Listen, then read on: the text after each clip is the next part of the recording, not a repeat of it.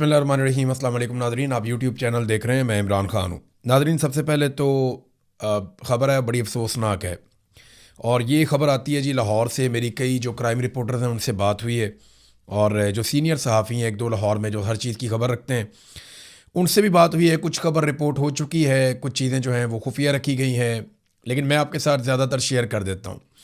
ये दो गैर मुल्की ख़वातीन हैं जिनके साथ ज़्यादती का मामला है कि उन्हें ना सिर्फ ज़बरदस्ती ज़्यादती का निशाना बनाया गया, जिनसी ज़्यादती का, बल्कि उन्हें अगवा भी किया गया और फिर उनसे पैसे भी मांगे गए। यानी जिसको अगवा बराए तावान आप कहते हैं, कि तावान भी वसूल किया गया कि हमें इनसे पैसे चाहिए। अब ये अलग अलग तरीके से रिपोर्ट हो रहा है। पहले तो मैंने जो FIR पढ़ी वो इंतहाई खौफनाक है, बहुत ही तकलीफ़ दह है। ये गैर मुल्की ख़वातीन कौन है? अगर मैं एक सीक्वेंस के साथ आऊँ तो कहानी असल में ये है कि रज़ा डार नाम का एक शख्स है। ये पाकिस्तान के डिप्टी प्राइम मिनिस्टर और वज़ीर ख़ारजा इसहाक़ डार का नवासा है, उनकी बेटी का बेटा है। जबकि मरीम नवाज़ का, नवाज़ शरीफ का सबका ही रिश्तेदार है, क्योंकि ये सारे आपस में रिश्तेदार हैं। और मरीम नवाज़ की कैबिनेट के अंदर भी इसका एक मामू जो है वो मिनिस्टर है। और यानी इस किस्म की रिश्तेदारी है तो फिर आप समझ सकते हैं ये कितने ताकतवर लोग होते हैं। शरीफ ख़ानदान जब आता है तो पूरा जत्था ही लेकर आता है। यानी ये अकेला डार नहीं है, ये पूरी डार है, बहुत सारे डार हैं इसके अंदर। तो ये रज़ा डार जो है ये ख़वातीन के साथ कारोबार करता था, और इसकी मुलाकातें भी पहले ख़वातीन के साथ हुई थी। इनमें से ख़ास तौर पे एक ख़ातून जिनका ताल्लुक़ जो है वो हॉलैंड से है, तो वो जो ख़ातून है उनके साथ इसका कोई ताल्लुक़ भी था, और इनके साथ क्रिप्टो करेंसी के अंदर कोई इन्वेस्टमेंट भी की हुई थी। कुछ मामलात पे इनके बीच में छोटे मोटे कारोबारी इख्तलाफात चल रहे थे। तो रज़ा डार ने, जो इसहाक़ डार का नवासा है, उसने वीज़े अरेंज किए दो ख़वातीन के लिए, क्योंकि इसको पाकिस्तान बुलवाया गया और साथ ये कहा गया ख़ातून को कि उसने कहा जी मैं अपनी एक सहेली को भी लेकर आना चाहती हूँ। वेनेज़ुएला से एक और ख़ातून थी, तो उसको भी उसने साथ ले लिया। तो ये दो ख़वातीन हैं, इनका वीज़ा अरेंज किया गया और इनके टिकट अरेंज किए गए। रज़ा डार ने और उसके बॉस ने, इन्होंने मिलकर ये किया, और फिर इन्हें पाकिस्तान में एयरपोर्ट पे प्रोटोकॉल लगवा कर रिसीव किया गया। इनके अपने गार्ड्स वहाँ पे मौजूद थे, इनका प्रोटोकॉल वहाँ पे मौजूद था। तो बड़े शानदार तरीके से इन ख़वातीन को लाया गया, फिर इनको घुमाया फिराया भी गया इस्लामाबाद, पिंडी शंडी, इधर उधर। तो ये ख़वातीन को शुरू में आइडिया था कि शायद ठीक है, मामला ठीक चल रहे हैं, लेकिन उसके बाद लेन देन के तनाज़े पर जो अब तक बात समझ आई है, इन्होंने अगवा कर लिया उन ख़वातीन को और ले जाके उनको हफ्ज़े बेजा में रख लिया। उन्हें यरगमाल बना लिया लाहौर के एक घर में DHA में, और ना सिर्फ उन्हें यरगमाल बना लिया बल्कि वहाँ पे और बंदे भी ले आए, और उन ख़वातीन के साथ जो है वो जबरी ज़्यादती करवाई गई, जिनमें से एक ख़ातून के साथ 3 अफराद ने जबरी तौर पे ज़्यादती की, ज़ख्मी भी किया, और बहुत नाज़ेबा, बहुत ही घटिया है वो FIR। अगर आप पढ़ें तो यानी मैं वो पढ़ के सुना भी नहीं सकता, वो बता भी नहीं सकता, वो इतनी घटिया FIR है। अब वो क्योंकि यूरोप से और लैटिन अमेरिका से आई हुई ख़वातीन हैं, तो उनके लिए ना बोलना और लिखना कोई मुश्किल नहीं है। उन्होंने एक एक लफ्ज़ खुल के लिख दिया कि इन्होंने हमारे साथ क्या किया है और किस तरह इन्होंने हमारे साथ ज़्यादती की है। तो उन्होंने हर चीज़ जो है वो खुल कर लिख दी है। उनके मुआशरे के अंदर वो पूरा क्राइम खुलकर ऐसे ही बयान कर देते हैं। तो पाकिस्तान के अंदर तो थोड़ा लगी लिपटी के साथ बात करते हैं, बात को छुपाते भी हैं, लेकिन उन्होंने नहीं, उन्होंने सारा कुछ ही बताया। और उसके बाद जनाब वो ख़वातीन को कहा गया कि आप $15 लाख वो मंगवाएं और हमें दें। अब ये एक तरह का तावान है कि ख़वातीन वहाँ पे हफ्ज़े बेजा में हैं, उनके साथ जिनसी जबरी तौर पे ज़्यादती हो रही है, और उनको धमकाया जा रहा है। उन्हें ये कहा जा रहा है कि तुम्हें मार देंगे और तुम्हारे जो ऑर्गन्स हैं, जो तुम्हारे जिस्म के आज़ा हैं अंदर से, वो निकाल के हम बेच देंगे, हम पैसा पूरा कर लेंगे। और धमकाया भी बहुत गया ख़वातीन को। उन्होंने सारा कुछ बताया उस FIR के, तो बड़ी खौफनाक FIR है। फिर जनाब उनके वालदैन से रब्ता करवाया गया ख़वातीन का कि $15 लाख का अरेंजमेंट किया जाए, $1.5 मिलियन, और वो दिया जाए रज़ा डार को और इसके बॉस को, इन लोगों को। अब ये जो ख़ातून के वालदैन हैं उन्होंने रब्ता किया, फिर एम्बेसी के साथ रब्ता किया गया। अब मेरी इन्फॉर्मेशन के मुताबिक पुलिस ने फौरी तौर पे कार्रवाई नहीं की। ये बाद में मरीम नवाज़ ने और उनके लोगों ने ड्रामा कर दिया जी 2 घंटे के अंदर कार्रवाई कर ली, बाजियाब करवा लिया, बंदे पकड़ लिए। ये सब झूठ है। पहले कुछ भी नहीं हो रहा था, लेकिन फिर उसके बाद जब एम्बेसी इन्वॉल्व होती है तो फिर एजेंसियाँ भी इन्वॉल्व होती हैं, और वो हर तरफ जहाँ जहाँ उनका हाथ पड़ता है, एम्बेसी ने फिर आगाह किया। उनके अपने चैनल्स होते हैं बाकायदा, तो वहाँ जब उन्होंने बताया तो फौरी तौर पे सिस्टम एक्टिवेट हो गया। फिर पंजाब हुकूमत को डंडा आया, फौरी तौर पे पुलिस ने जाके बाजियाबी करवाई, ख़वातीन को बाजियाब करवाया गया वहाँ से और मुलजिमान को गिरफ़्तार कर लिया गया। अब ये जो रज़ा डार है, ये जो इसहाक डार का नवासा है, बहुत करीबी रिश्तेदार है, ये पकड़ा गया और बाकी मुलजिमान भी पकड़े गए हैं और ख़वातीन बरामद हो चुकी हैं। उनका मेडिकल करवाया जा चुका है और मेडिकल करवाने के बाद उन्हें जुम्मे वाले दिन यानी आज के दिन वापस उनके मुल्क में रवाना कर दिया जाएगा। और मामला जो है वो कारोबारी था, क्योंकि देखें ना, इसहाक डार का ख़ानदान पूरी दुनिया में इन्वेस्टमेंट करता है। इसके बेटे भी बाहर इन्वेस्टमेंट करते हैं, इसहाक डार भी बाहर इन्वेस्टमेंट करता है, नवाज़ शरीफ भी करता है, नवाज़ शरीफ के बेटे भी करते हैं, सारा ख़ानदान पाकिस्तान से बाहर इन्वेस्टमेंट करता है। हालांकि जाके पाकिस्तानियों को ये कहता है इसहाक डार कि आप मुहिब वतन होने का सबूत दें और अपना पैसा पाकिस्तान में लेकर जाएं, लेकिन उसका नवासा पाकिस्तान से बाहर इन्वेस्टमेंट कर रहा था। तो इसहाक डार के नवासे ने पाकिस्तान में सरमायाकारी लाने का एक नया तरीका ढूंढा कि औरतों को लेकर आओ, उन्हें अगवा करो, फिर उनका तावान मंगवाओ। तो ये एक तरह की सरमायाकारी है, इस तरह अब ये डॉलर पाकिस्तान में लेकर आएंगे। शर्म भी नहीं आती इन्हें, बिल्कुल शर्म नहीं आती। अपने इख्तियारात का हमेशा नाजायज़ इस्तेमाल करते चले आए, हमेशा किया है इन्होंने। मैं ख़बरें लाकर देता था एक दौर में इनके बारे में, बहुत सारी इस ख़ानदान के बारे में, लेकिन मीडिया छापता ही नहीं था। यानी मुझे बाकायदा लिख कर दे दिया जाता था इदारे की जानिब से कि नॉट रिक्वायर्ड, कि ये खबर हम छाप ही नहीं सकते। तब सोशल मीडिया इतना नहीं था तो खबरें चलती नहीं थी। तो माफिया की तरह ये ख़ानदान डील करता है। बहरहाल वो ख़वातीन आज वापस चली जाएंगी, उनका मेडिकल भी हो गया, सारे सबूत जो है वो इकट्ठे कर लिए गए। लेकिन कुछ सीनियर पुलिस एहलकारों से जब बात हुई, कुछ क्राइम रिपोर्टर्स की, तो उनको अंदाज़ा हुआ कि बहुत दबाव है। जो मुलजिम है उसे बड़े प्रोटोकॉल के साथ रखा गया है और VVIP किस्म का प्रोटोकॉल उसे दिया जा रहा है, उसे हर तरह की सहूलत दी जा रही है और ये कहा जा रहा है कि 2-4-5 दिन की बात है, मामला ठंडा हो जाएगा, तुम घर चले जाओगे। जज आसिफ का बेटा 2 ख़वातीन को सड़क पे कत्ल करके घर चला गया, तो ये भी घर चले जाएंगे, इसमें कौन सा कोई बहुत बड़ा प्रॉब्लम है। तो इस तरीके से इन चीज़ों को अभी तक मैनेज किया जा रहा है। बहरहाल ये एक इंतहाई अफसोसनाक वाक़या था। मैं एक सवाल करना चाह रहा था चट्टा साहब से, जो CTD को हेड करते हैं, जो बहुत सारे पुलिस मुकाबले करती है पंजाब में, जिन पे बहुत शोर मचा हुआ है कि ये जाली पुलिस मुकाबले करते हैं। तो चट्टा साहब बताएं ना, इनमें से आप किसको हाफ फ्राई करेंगे और किसको फुल फ्राई करेंगे? जब आप पकड़ते हैं किसी आदि मुजरिम को या किसी भी बंदे को जो अपने इख्तियारात का और ताकत का गलत इस्तेमाल करता है, तो आप मावरा अदालत कत्ल कर देते हैं। अब आपने एक बड़े ख़ानदान का बंदा पकड़ा है, एक बंदा तो पकड़ा भी नहीं है, वो बहुत बड़ा आदमी है, उसके बारे में मालूमात आ जाएंगी, जल्दी आ जाएंगी, वो कौन है जो बॉस है। लेकिन इसहाक डार का नवासा पकड़ा है, तो मुझे ये बताएं कि आप इसको हाफ फ्राई करेंगे या फुल फ्राई करेंगे, या फिर आप इसके नेफे में पिस्तौल चलाएंगे, करेंगे क्या आप? इसहाक डार साहब को फौरी तौर पे इस मामले को देखते हुए या तो इनको आग करें, अपने आप से अलग करें, ऐलान ला ताल्लुकी करें इस ख़ानदान के साथ, या फिर इसहाक डार साहब जो है वो फिर रिज़ाइन करें। और जो इस बच्चे का मामू है, जो इसहाक डार का बेटा है, उसको भी पंजाब के अंदर मिनिस्टर लगाया हुआ है। तो इस ख़ानदान की तो जब भी नवाज शरीफ आता है हमेशा मौजें ही लगी रहती हैं। तो CTD का भी इम्तिहान है। ये तो कोई ना मेडिकल करवाते हैं, ना DNA करवाते हैं, ना कोई और चीज़ करवाते हैं, टक करके बंदा पार कर देते हैं। लेकिन यहाँ पे क्योंकि अमीरज़ादे पकड़े गए हैं तो अभी तक कुछ हमें दिखाई नहीं दे रहा। दूसरी नाज़रीन बड़ी खबर ये है कि पाकिस्तान तहरीक इंसाफ ने बिलाखिर फ़ैसला कर लिया कि वो आज़ाद कश्मीर के इलेक्शन का बाइकआउट करने जा रहे हैं। अब ज़रा ये फ़ैसला उन्होंने जो किया उसकी वजूहात उन्होंने बताई, वो मैं आपको बता देता हूँ। उन्होंने कहा जी, आज़ाद जम्मू और कश्मीर के अवाम के साथ हम खड़े हैं, मौजूदा हालात में इंतखाबी अमल का हिस्सा नहीं बनेंगे और आज़ाद जम्मू और कश्मीर के अवाम की उमंगों, हक़ खुद इरादियत और जमहूरी हकूक़ के साथ गैर मुतज़लज़ल यकजहती का इजहार करते हुए मौजूदा हालात में इंतखाबात में हिस्सा ना लेने का फ़ैसला करती है हमारी जमात। ये कोई सियासी हिकमत अमली नहीं है, बल्कि कश्मीरी अवाम के साथ इजहार यकजहती और उसूली मौक़िफ़ है। आज़ाद कश्मीर इस वक्त शदीद बहरान से गुजर रहा है। हज़ारों शहरी रावला कोट समेत मुख्तलिफ इलाकों में अपने जायज़ मुतालबात के हक़ में धरना दिए बैठे हैं। हकूमती ताकत के इस्तेमाल के नतीजे में कई कीमती जानें ज़ाया हो चुकी हैं। पंजाब से आज़ाद कश्मीर को अशिया खुर्दोनोश जो खाने पीने की चीज़ें जा रही हैं, उनकी तरसील मुकम्मल तौर पर बंद है, जिसके बायस अवाम शदीद मुश्किलात का शिकार है। ऐसे हालात में कश्मीरी अवाम को मज़ीद सियासी अदम इस्तेहकाम की तरफ धकेलने की बजाय उनके मसाइल का फौरी और मुनसिफाना हल निकाला जाना चाहिए।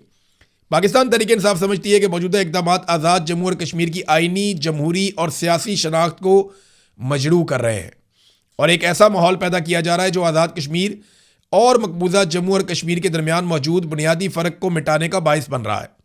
ये तर्ज अमल पाकिस्तान की तारीखी कश्मीर पॉलिसी के लिए भी नुकसानदेह है। जब कश्मीरी अवाम खुद एहतजाज पर हों, इनकी नुमाइंदा आवाज़ों को दबाया जा रहा हो, सियासी कारकुनों के खिलाफ कार्रवाइयाँ हो रही हों, क़यादत को गिरफ्तार किया जा रहा हो, मीडिया पर कदगने हों और इजहार राय की आज़ादी महदूद कर दी गई हो, तो ऐसे माहौल में इंतखाबी अमल अपनी साख और मानियत खो देता है। यानी कोई मानी नहीं है इस इलेक्शन को करवाने में। पाकिस्तान तहरीक इंसाफ कश्मीरी अवाम की आवाज़ को नज़रअंदाज करके इक़्तिदार की सियासत नहीं करेगी। हमारी अव्वलीन तरजीह कश्मीरी अवाम के बुनियादी हकूक़ और उनके जमहूरी मुतालबात और इंसाफ पर मबनी सियासी अमल की हमायत है। बहरहाल हम इंतखाबात नहीं, अवाम के साथ खड़े होंगे। ये पाकिस्तान तहरीक इंसाफ ने एक लंबा चौड़ा और भी स्टेटमेंट है, बड़ा डिटेल के अंदर उन्होंने बताया। देखें, जो तहरीक इंसाफ का फैसला है उसको एक तबका बहुत ज़्यादा सराह रहा है।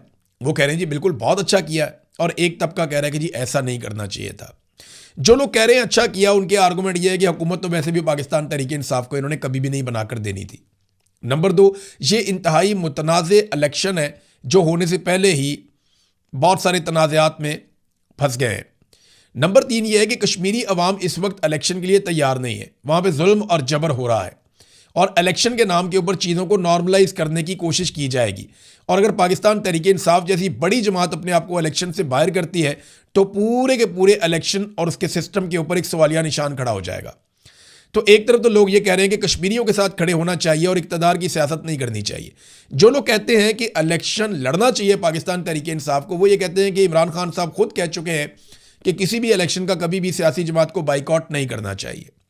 नंबर 2, उनका आर्गूमेंट यह है कि अवामी नुमाइंदगी बिल्कुल सिफर हो जाएगी अगर पाकिस्तान तहरीक इंसाफ इलेक्शन से बिल्कुल बाहर हो जाती है। तो जो 4 सीटें उन्होंने जीतनी है वो भी उन्हें नहीं मिलेंगी और उन जमातों को मिल जाएगी, या फ्री हैंड मिल जाएगा उन जमातों को जो इक़्तिदार पे कब्जा करना चाहते हैं।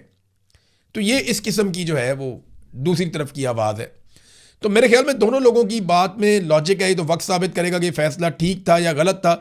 लेकिन मेरे ख्याल में इन इंतखाबात के ऊपर एक बहुत बड़ा सवालिया निशान लग गया है। तो अब इलेक्शन पे पैसे ज़ाया करने की बजाय ना आसिफ अली जरदारी, नवाज शरीफ, फजलुर रहमान और अलीम खान, ये 4 बंदे बैठे और आपस में सीटें तकसीम कर लें। वो मुस्लिम कॉन्फ्रेंस वाले को भी बिठा लें साथ, तो आपस में सीटें तकसीम कर लेंगे, ये तेरी, ये मेरी, ये तेरी, ये मेरी, और अपने वजारतें और वजारत आला और ये सारा तकसीम कर लें। इतना पैसा क्यों खर्च करना है इलेक्शन पे, जब पूरा का पूरा इलेक्शन एक ही जमात लड़ रही है। ये सारे एक जमात हैं, यानी IPP भी वही है, पीपल्स पार्टी भी वही है, PMLN भी वही है, तो फजलुर रहमान भी वही है। अब इनके तो इंटरनल इलेक्शन हो गए ना, बाहर से तो कोई इलेक्शन लड़ ही नहीं रहा। इनके खिलाफ तो ना कोई अवामी पॉलिटिकल पार्टी है और ना इनके मुकाबले में कोई इलेक्शन हो रहा है। लिहाजा ये तो वन साइडेड है। तो आपने अगर आपस में इलेक्शन लड़ना है तो लड़ने की बजाय घर में बैठ के आप फैसला कर लें, सीटें आपस में आप बांट लें, ताकि कौम का पैसा भी बच जाए और पाकिस्तान का और कश्मीरियों का वक्त भी बच जाए। बहरहाल तहरीक इंसाफ ने यह फैसला कर लिया है। फैसला किस तरह का आने वाले दिनों में पता चलेगा। सोहेल अफरीदी साहब का ये पता चला कि जो उन्होंने स्टेटमेंट दिया कौमी कॉन्फ्रेंस जो थी जेलों में इस्लाहात के हवाले से, वैसे ये मजाक ही किया गया पाकिस्तानियों के साथ।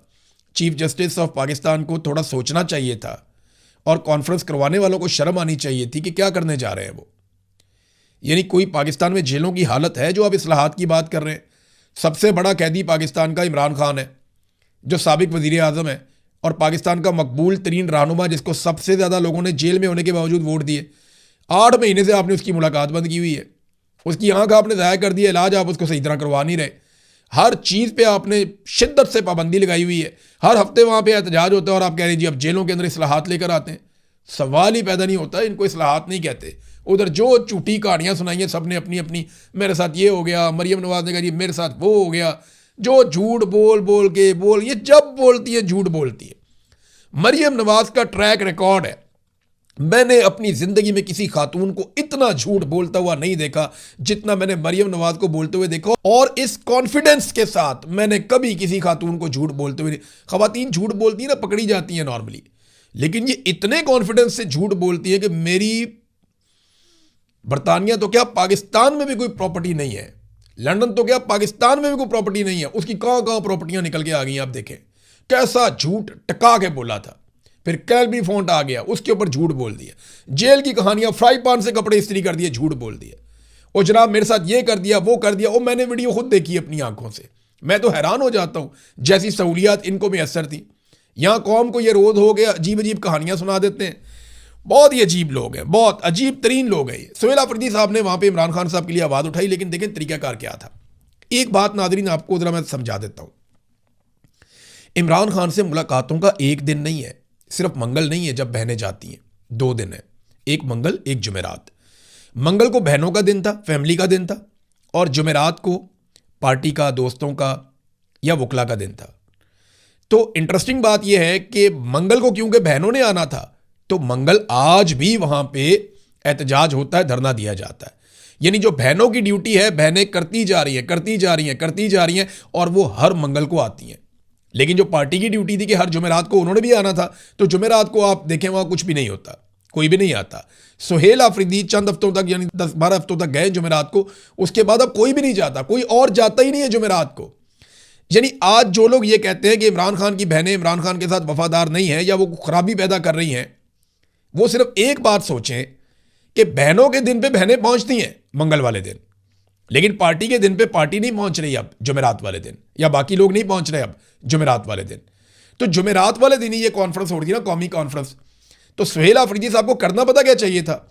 उन्हें सबसे पहले जाना चाहिए था अडियाला जेल, सुबह 11 बजे 12 बजे, 2 घंटे कम से कम उनको जेल के बाहर खड़े होना चाहिए था, और वहां से उनको वापस जाना चाहिए था कौमी कॉन्फ्रेंस में, और वहां खड़े होकर उन्हें कहना चाहिए था, जी मैं एक सूबे का वजीर आला हूं, मेरी पार्टी का सरबराह और साबिक वजीर आजम और हमारा लीडर इस वक्त जेल के अंदर बंद है, और मैं ये अदालत का ऑर्डर लेकर गया था।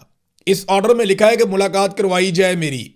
तो चीफ जस्टिस साहब, मैं आपको बताने आया हूं कि मैं वहां 2 घंटे आज भी खड़ा होकर आया हूं, और लगभग 2 दर्जन मरतबा मैं पहले भी जा चुका हूं, 20 मरतबा तो मैं गया हूं वहां पे, लेकिन इसके बावजूद मेरी इमरान खान साहब से मुलाकात नहीं करवाई गई। तो जेल इस्लाहत तो बाद की बात है, पहले आप मेरी मुलाकात का हुक्म जारी करें। यह होना चाहिए था। ये तरीकाकार है ना, फंसाना है आपने उनको, ऐसे फंसाए। तरीका होता है, आप कहें जी मैं अभी होकर आया हूं, ये देखें मेरी हालत, ये मेरे हाथ में आप कानूनी कागज चेक करें, ये अदालत का हुक्म है, मैं अभी जेल से आ रहा हूं, इमरान खान से मिलने गया था, अदालत ने हुक्म दिया था, अदालत के हुक्म को उन्होंने जूतों के नोक के ऊपर रखा, मेरी उन्होंने मुलाकात नहीं करवाई, बताया मैं किधर जाऊं। आप यहां पे जेल की इस्लाहात की बात कर रहे हैं, वहां एक मुलाकात नहीं करवा रहे, और ये वज़ीर आला सामने बैठी हुई है आपके। तो सुहेल अफरीदी को अगर मैनेज करना था ना, तो इस तरीके से एक्सपोज कर देते। नादरीन, आजकल ना ऐसा लगता है कि हुकूमत को सिंध ताश मुआहदे के बारे में अभी अभी पता चला है, शायद पहले इन्हें पता नहीं था। मैं आपको बता रहा हूं, ये कोई ना कोई गेम खेलने जा रहे हैं, ये सिर्फ तवज्जो हटाने की एक कोशिश कर रहे हैं। सिंध ताश मुआहदे की हसासियत का ऐसा लगता है इन्हें आज से पहले पता ही नहीं था। हालांकि हम कई महीनों से बता रहे हैं कि इंडिया आपके पानी पर कब्जा कर रहा है। भारत ने जब सिंध ताश मुआहदे की खिलाफ वर्जी करने का बयान दिया था, जब ऐलान किया था, तो ये खामोश थे। जब उन्होंने पानी पर कब्जे का काम शुरू किया, ये खामोश थे। वो डिज़ाइन बनाते रहे, ये खामोश थे। वो कब्जा करना शुरू हो गए, ये खामोश थे। अब उसके ऊपर तेजी से काम जारी है और काम मुकम्मल करने की तरफ वो जा रहे हैं, तो इन्होंने रोला डाल दिया। इन्होंने रोला डाला तो क्या इनकी नीयत है पाकिस्तान में जो पानी का मसला उसको हल करने की? तो जो मौजूदा बजट आया ना पाकिस्तान में, इस वक्त जो बजट आया, वो बजट बताता है कि पाकिस्तान की हुकूमत की कितनी नीयत है पानी के मामलात पे, या पानी की जो किल्लत पैदा होने जा रही है उसको ठीक करने पे कितनी इनकी नीयत है। ये सिर्फ और सिर्फ सिंध ताश मुआहदे का नाम जो है ना, अपनी मशहूरी के लिए ले रहे हैं। ये सिर्फ इस मुआहदे का नाम इसलिए ले रहे हैं कि ये कोई नया एडवेंचर करके कोई तवज्जो हटाओ पॉलिसी करना चाहते हैं। सीरियस नहीं है ये। अगर ये सीरियस होते ना, तो मौजूदा बजट में पानी के सेक्टर में जो फंड्स हैं ना पाकिस्तान के बजट में, उनमें 27% मजीद कटौती कर दी गई है। यानी बढ़ाने के बजाय कम कर दिया गया। जितने पुराने आबी मंसूबे हैं उनको फंड्स की फराहमी बहुत हद तक बंद है, और कोई एक भी नया मंसूबा पानी की बचत के हवाले से इस हुकूमत ने मुतारिफ नहीं करवाया। अच्छा, हुकूमती इदारों ने जो डिमांड की थी पैसे की, उससे भी 42.5% कम रकम मुख्तस की गई है। मारीन का कहना है कि कम से कम 500 अरब हर साल इस मसले पे पाकिस्तान को खर्च करना चाहिए, जबकि इन्होंने बजट में रखा है 103 अरब, यानी लगभग 20% पैसा रखा है, और 80% पैसा इसमें कम रखा है। अगर इसी तरह से ये फंड देते रहे ना, और यही सिलसिला चलता रहा, तो याद रखिएगा माहिरीन के मुताबिक भाषा डैम 46 साल में, दासू हाइड्रो पावर प्रोजेक्ट 65 साल में, और कच्ची कैनाल अगले 100 साल के बाद या 1 सदी के बाद जाकर बनेगी। यह है नादरीन इनकी संजीदगी। कहानियाँ आप इनकी सुन लें, जितनी मर्जी आप इनकी कहानियाँ सुन लें। नादरीन, एक और किस्सा आया, साबिर शाकिर साहब ने यह खबर दी है, खबर ये भी इंपॉर्टेंट है, मैं आपको वन लाइनर बता देता हूँ। ये मलका आलिया पंजाब की, साबिर शाकिर साहब कहते हैं तो वो आप जानते हैं कौन है मलका आलिया, टिकटॉकर कौन है। उन्होंने कहा जी उसके फ्लीट के अंदर एक गाड़ी थी बुलेट प्रूफ BMW 2016 मॉडल। गाड़ी में अचानक से आग लग जाती है रिंग रोड पे, ड्राइवर गाड़ी से कूद गया, बाहर निकल गया, गाड़ी जलकर राख हो गई। गाड़ी इनके अब्बा जी को बहुत पसंद थी, उन्होंने कहा कि ऐसी गाड़ी चाहिए बुलेट प्रूफ BMW। तो जनाब जो S नवाज मोटर्स हैं उनको कहा गया कि दूसरी गाड़ी दो अब हमें। उन्होंने कहा जी हमारा तो कसूर ही नहीं है, हम क्यों दें आपको दूसरी गाड़ी। तो फिर फौरी तौर पे 2 मुकदमात दर्ज कर दिए गए और फिर फेंटा भी लगाया गया। बल्कि इसके अंदर वो बता रहे हैं कि 2 बंदे भी उठा लिए गए। अब वो जो बंदे हैं ना, उनके वालिदैन अपील कर रहे हैं कि उनकी मदद की जाए। वो बेचारे मीडिया वालों से कह रहे हैं कि हमारे बंदे रिहा करवाए जाएँ, और सहाफ़ियों से कह रहे हैं मदद की अपील है आपसे, मेहरबानी करें, ये बहुत ताकतवर ख़ानदान है, हम किधर फंस गए। ये है नादरीन सूरत हाल। देखिए मरीम नवाज़ का वो जो जुमला था ना, वो तो मैंने सुन लिया था, आपको भी सुनवा दिया था, ख़रीदा है भाई, जो उखाड़ना है उखाड़ लो। उस जुमले से भी ज़्यादा खौफनाक एक और चीज़ थी उस वक्त, वो मैंने पहले तवज्जो नहीं दी, मैंने बाद में सुना तो मुझे आइडिया हुआ। देखिए ये जो जुमला था ना, ये एक औरत का जुमला था। वो ज़ाती तौर पे शरीफ ख़ानदान के इतनी करीब है, उनको लोग कहते हैं कि वो मुलाजमा है मरीम नवाज़ की, मुलाजमा लोग उन्हें कहते हैं कि वो नौकरानी है मरीम की। और लोग ये कहते हैं कि वो बहुत खादमाओं की तरह कभी बैग उठा लिया, कभी ये कर लिया, कभी वो कर लिया, बहुत खिदमत गुजार है, तो वो कुछ भी करे तो जायज़ है, समझ आती है। लेकिन जब उसने कहा ना कि जहाज़ की बात करते हैं, ख़रीदा है भाई, उसके बाद जो कह लगे ना हॉल में, पाकिस्तान के गरीबों का कैसा मजाक उड़ाया इन सब ने मिलके। ये फार्म 47 के ऊपर जो जाली लोग मुसल्लत किए गए, ये इस काबिल समझते हैं कौम को। ख़रीदा है भाई जहाज़, उसके बाद सारे हंस रहे थे, कह लगा रहे थे। तो ये जो कह थे ना, इन्होंने मेरे ख्याल में असल काम इन्होंने किया है, और ये असल तस्वीर है इस जमात की कि इनको बिल्कुल परवाह नहीं है पाकिस्तानियों की। नादरीन, जो वकील जिसने मारंग बलोच साहिबा के खिलाफ मैं इसलिए कह रहा हूँ कि एक्चुअली तो मारंग बलोच की तरफ से पेश हुए थे वो, बाकी वकला ने मना कर दिया था, जबकि मारंग बलोच ने कहा था जी कि मैं कोई वकील नहीं करना चाहती। तो सरकार ने फिर आपको पता है कि अपनी तरफ से एक वकील फराहम किया ताकि मारंग बलोच को उम्र कैद की सज़ा दी जा सके। तो वकील सैयद इकबाल शाह एडवोकेट ये पेश हो गए थे। अब इन्हें एडिशनल एडवोकेट जनरल खुजदार तैनात कर दिया गया है। 3 लाख से ज़ायद इन्हें अलाउंस मिलेगा। तो एक तो मेहरबानी होगी इनके ऊपर, दूसरा मुझे कोई दोस्त वहाँ पे ये कह रहे थे कि शायद इनको मुस्तकबिल में कोई जज वज भी बना दिया जाए, इसके भी इम्कानात बन रहे हैं। बहरहाल नादरीन, अभी इस वीलॉग को यहाँ ख़त्म करते हैं। खबरें और बहुत सारी हैं, बड़ी इंपॉर्टेंट हैं, लेकिन हम अगले वीलॉग में डिस्कस करेंगे। अब तक के लिए इतना ही। अपना ख्याल रखिएगा, अपने इस चैनल का भी। अल्लाह हाफ़िज़।